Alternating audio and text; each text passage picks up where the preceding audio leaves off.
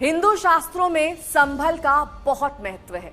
हिंदू मान्यताओं में यह दावा किया जाता है कि भविष्य में संभल में ही भगवान विष्णु का 10वां और अंतिम कल्कि अवतार का प्राकट्य होगा और उसके बाद कलयुग खत्म हो जाएगा और सतयुग की शुरुआत हो जाएगी। इसी संभल में 16वीं शताब्दी की शाही जामा मस्जिद को लेकर संग्राम छिड़ा हुआ है।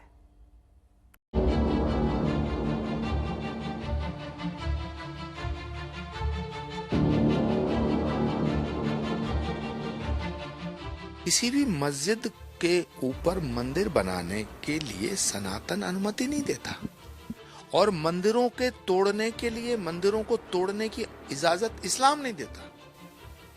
लेकिन इतिहास को जानने का अधिकार तो है ना हमें। जामा मस्जिद तारीखी मस्जिद है।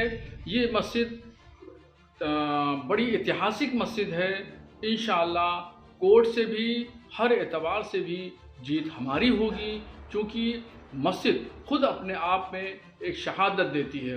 सच्चाई ये है कि बहुत सारे मंदिर ऐसे हैं कि बाबर ने और इस्फा अकबर ने सब आ करके कई बार औरंगजेब ने जहाँ जिसको जो मिला उस समय जो प्राचीन जगह हुआ करती थी वहाँ पर कब्जा करके बैठे जाते थे लोग, मंदिर को तोड़ देते थे। दरगाह की भी वही स्थिति है। तो भाई अगर से मस्जिद का मसला है, मस्जिद किसकी है, तो एएसआई है, आर्कियोलॉजिकल सर्वे ऑफ इंडिया है, हिंदू और मुस्लिम पक्ष के जिम्मेदार लोग हैं। ये बैठ जाए, ये बैठ के मसले हल कर दे और कुछ नहीं है तो न्यायालय है, न्यायालय बैठ के हल कर दे। अपने मंदिर को मंदिर कहा जाए और ये धार्मिक माहौल बिगाड़ने की बात है तो गलत है। ये मंदिर ही है और जो लोग कह रहे हैं शायद उनको इस विषय में जानकारी नहीं है। और वो मस्जिद होती तो इतने सारे सबूत कहाँ से आते हैं? इतने सारे सबूत मिल रहे हैं दिन पे दिन। संभल एक ऐसा शहर जिसे हिंदू मान्यताओं में भगवान विष्णु के भविष्य के कल्कि अवतार की भूमि माना जाता है।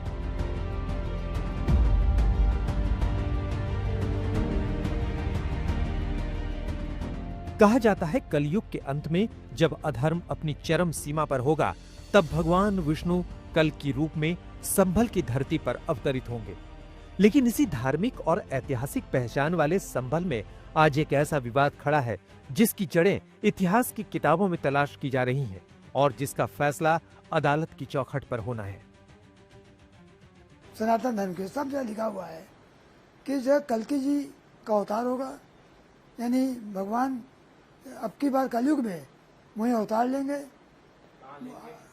हरिहर मंदिर संभल में था, पूजा पाठ होती थी। बाबर के ज़माने में जब आक्रमण हुआ तो इन आक्रांताओं ने उसे गिरा दिया, एक ढांचा खड़ा कर दिया। पर तो कमीशन गया था, कमीशन ने देखा है तो सारे मंदिर प्रमाण है, सारे चीज़ मंदिर के हैं। उसके जगह जगह पर जो कुछ बिल्डिंग में है वो सब नोट कर दिया गया है। रिपोर्ट अभी कोर्ट में है, सुप्रीम कोर्ट के आदेश से अभी केस रुका हुआ है। जब आगे होगा तो आगे केस बढ़ेगा और ये भी जगह हम स्वतंत्र कराएंगे और यहाँ हरिहर मंदिर पुनः स्थापित होगी। सवाल यह है कि संभल की शाही जामा मस्जिद क्या कभी किसी प्राचीन मंदिर की जगह पर बनाई गई थी या फिर सदियों से मौजूद मस्जिद को लेकर आज इतिहास की अलग अलग व्याख्याओं के आधार पर नया विवाद खड़ा किया जा रहा है। यही सवाल संभल की सड़कों पर है, अदालत में है और सियासत के बीच भी है।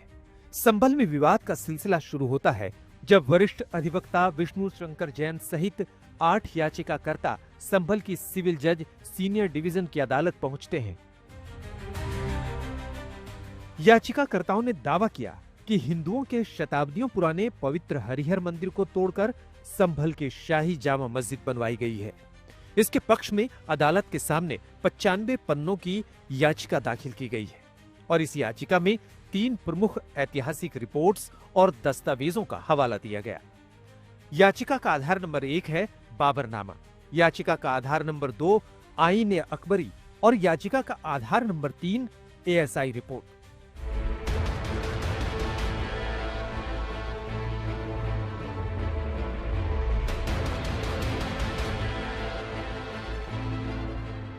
ये पहली बार नहीं हुआ है जब संभल की जामा मस्जिद को हरिहर मंदिर बताकर दावा किया गया हो या फिर मस्जिद में मंदिर के निशान होने की बात उठाई गई हो।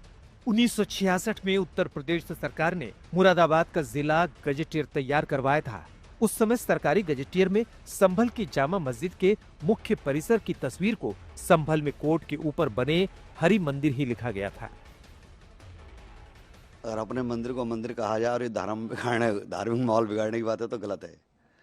ये मंदिर ही है और जो लोग कह रहे हैं शायद उनको इस विषय में जानकारी नहीं है।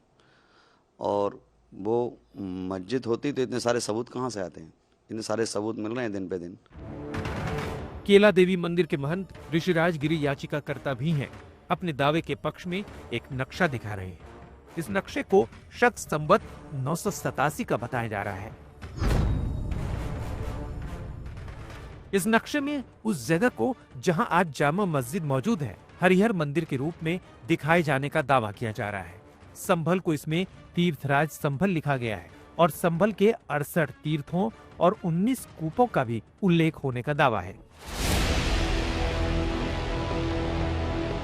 लेकिन इतिहास की यही कहानी मुस्लिम पक्ष पूरी तरह खारिज करता है। जामा मस्जिद के सदर का दावा है कि मस्जिद 16वीं शताब्दी में बाबर के आदेश पर बनवाई गई थी, लेकिन उनके मुताबिक इसे किसी मंदिर को तोड़कर नहीं बल्कि समतल जमीन पर बनाया गया था।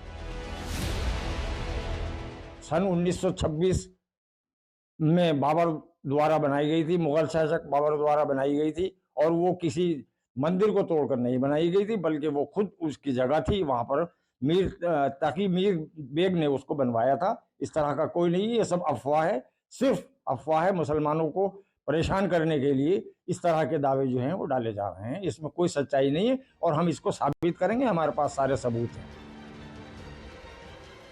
यानी एक तरफ बाबरनामा का हवाला है, दूसरी तरफ आईने अकबरी का उल्लेख है, तीसरी तरफ एएसआई की पुरानी रिपोर्ट है, सरकारी गजेटियर है, पुराने नक्शे हैं और दूसरी तरफ मुस्लिम पक्ष का दावा है कि जामा मस्जिद शुरू से ही मस्जिद थी।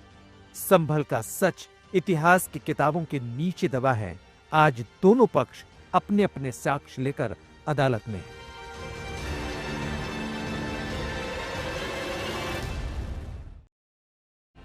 जिस तरह से एक के बाद एक मस्जिदों के नीचे मंदिरों के दावे सामने आ रहे हैं, उससे देश के सामने एक बड़ा धर्म संकट शुरू होता दिख रहा है, क्योंकि अलग अलग इतिहासकारों के हिसाब से देश भर में सैकड़ों हजारों मस्जिदों के नीचे मंदिर होने का दावा किया गया है। अब हम आपको वो दावे और कुछ ऐसी मस्जिदों की जानकारी देते हैं जहां मस्जिद के नीचे क्या है का विवाद लगातार कई दशकों से चला आ रहा है।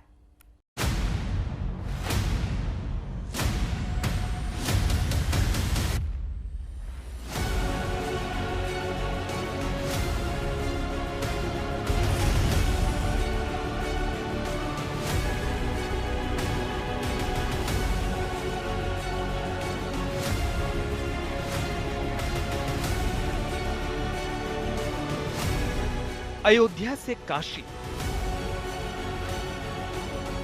और काशी से संभल तक मंदिर मस्जिद विवादों की ये कहानी सिर्फ ईंट पत्थरों की कहानी नहीं, बल्कि इतिहास के उन पन्नों की भी है जिन्हें लेकर आज भी दावे और सवाल आमने सामने खड़े हैं।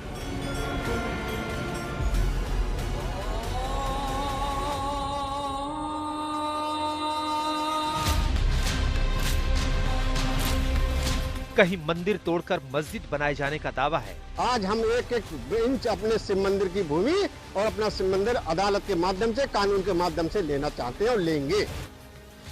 कहीं पुराने ढांचे में मंदिर के अवशेष होने की बात कही जाती है। क्यों नहीं बोलते हैं कि जो मथुरा में हमारी जो वहाँ पे भगवान की मेन मंदिर है उसके नीचे आज भी उनका जन्मस्थल है, उसको हमें वापस दीजिए। क्यों नहीं बोलते भोजशाला में जो मूर्तियां कटी हुई रखी हुई है उसको रिस्टोर करिए। क्यों नहीं बोलते कुतुब मीनार के अंदर जो गणेश जी उल्टे रखे हुए हैं उसको सही किया जाए। क्यों नहीं बोलते? और कहीं इतिहास की किताबों, पुरातत्व रिपोर्टों और दस्तावेजों को सबूत बनाया जाता है। लेकिन इन दावों के बीच एक सवाल लगातार बड़ा होता जा रहा है। आखिर देश में ऐसे कितने धार्मिक स्थल हैं जिनके अतीत को लेकर विवाद चल रहा है? काशी, मथुरा और जितनी भी जगह हैं उन सबको हम स्वतंत्र करा के रहेंगे। पूरे देश में अभियान चल रहा है। मैं और मेरी टीम सक्षम है और जहाँ जहाँ मंदिर तोड़कर मस्जिद बनाई गई है उस जगह को वापस लेना हमारा कर्तव्य है, हमारा धर्म है। और हम लोगों ने इस बात की कसम खाई है कि अब सारी जगहों को स्वतंत्र कराकर रहेंगे, और मैं समझता हूँ कि इसमें हमको धीरे धीरे सफलता मिल रही है।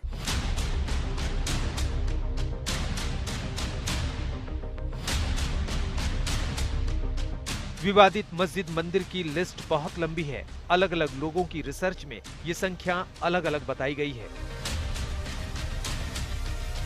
1990 में इतिहासकार सीताराम गोयल ने अरुण शौरी, हर्ष नारायण, जय दुबाशी और राम स्वरूप लेखकों के साथ मिलकर एक किताब लिखी, Hindu temple what happened to them.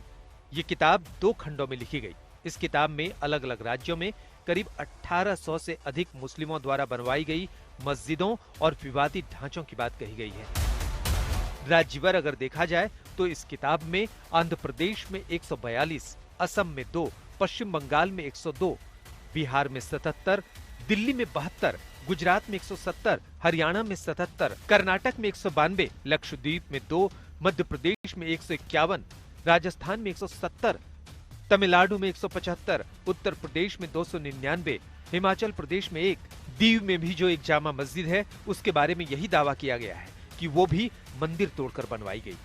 एक पक्ष ये कह रहा है कि हमारे देवता यहाँ पे स्थापित थे, उनको भंजित किया गया है, वहीं पे आज देवता विराजमान है, वहीं पे मूर्तियां विराजमान है, सीढ़ियों पे नमाज पढ़ के कुछ चलते हुए जा रहे हैं, तो इस बात का कोई मोल नहीं है। कुतुब मीनार में 27 जैन मंदिर और हिंदू मंदिर तोड़ के वहाँ बोर्ड लगा हुआ है कि ये जगह 27 जैन मंदिर और हिंदू मंदिर तोड़ के उसकी मलबे से बनाई गई कुव्वतुल इस्लाम मस्जिद।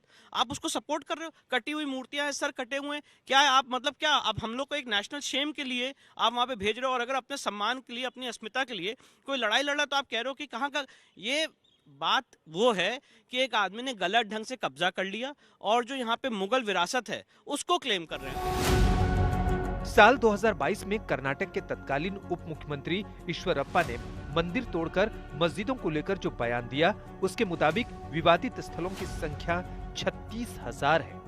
Tata institute of social science की एक रिपोर्ट के अनुसार मुगल काल में देश भर के अंदर 60,000 से ज्यादा मंदिर तोड़े गए, जिनमें से 3,000 मंदिरों की जगह मस्जिदें बना दी गई।